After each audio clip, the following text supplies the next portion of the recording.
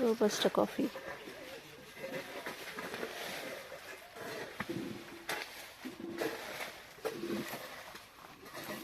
ಇವಾಗ ಇದನ್ನು ಕ್ಲೀನ್ ಮಾಡೋಕ್ಕೆ ಕೀಳೋ ಅಷ್ಟೊತ್ತಿಗೆ ಇದು ಎಲ್ಲ ಫುಲ್ ಎರ್ತಿ ಆಗಿರಬೇಕು. ಸೊ ಕ್ಲೀನ್ ಮಾಡೋದು ಇದನ್ನೆಲ್ಲ ತೆಗೆದು ಕಾಫಿ ಬದ್ದಿದ್ನು ಎರ್ಕೋಬೋದು ಅಂತ.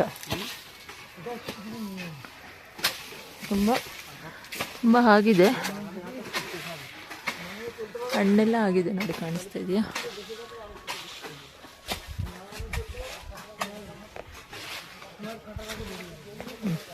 ಹಣ್ಣು, ಇದು ಹಣ್ಣು, ಈ ಥರ ಹಣ್ಣಾಗಬೇಕು. ಈ ಥರ ಹಣ್ಣಾಗಿದ್ದ ಕಾಫಿನ ಈ ಥರ ಕ್ಲೀನ್ ಮಾಡಿ ಬಿಡಿಸ್ತಾರೆ. ಇಲ್ಲಿ ಟಾರ್ಪಲ್ ಹಾಕಿ ಅವಾಗೊಂದು ವಿಡಿಯೋ ಮಾಡ್ತೀನಿ ಬಿಡಿಸ್ಬೇಕಾದ್ರೆ ಕಾಫಿ.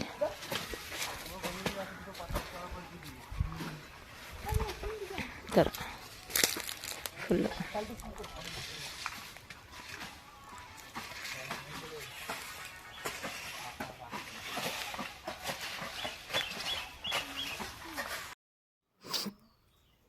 ಓಕೆ. ನನ್ನ ಮಗಳನ್ನ ಸೇರಿಕೊಂಡು ಎಲ್ಲರೊಟ್ಟಿಗೆ, ಕೆಲಸದವರೊಟ್ಟಿಗೆ ಒಂದು ಸ್ವಲ್ಪ ಕಾಫಿ ಬಿಡಿಸ್ತಾಯಿದ್ಲು.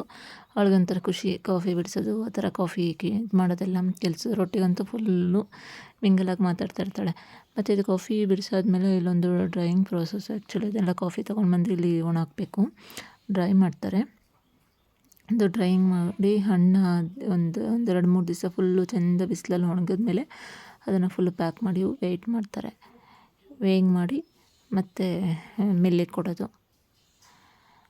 ಇದು ಥ್ಯಾಂಕ್ ಯು ಫ್ರೆಂಡ್ಸ್. ನನ್ನ ಯೂಟ್ಯೂಬ್ ಚಾನಲ್ನ ಸಬ್ಸ್ಕ್ರೈಬ್ ಮಾಡಿ, ಶೇರ್ ಮಾಡಿ, ಲೈಕ್ ಮಾಡಿ, ಕಮೆಂಟ್ ಮಾಡಿ. ಮತ್ತು ಮತ್ತಷ್ಟು ವಿಡಿಯೋಗಳಿಗೆ ಮತ್ತು ನಾನು ಇದು ನೇಚರ್ ಬಗ್ಗೆ ವಿಡಿಯೋಗಳು ಮತ್ತು ವ್ಲಾಗ್ ಎಲ್ಲ ಮಾಡ್ತೀನಿ. ಪ್ಲೀಸ್ ಸಬ್ಸ್ಕ್ರೈಬ್ ಮಾಡಿ ನನ್ನ ಚಾನಲ್ನ. Bye friends, thank you, bye bye.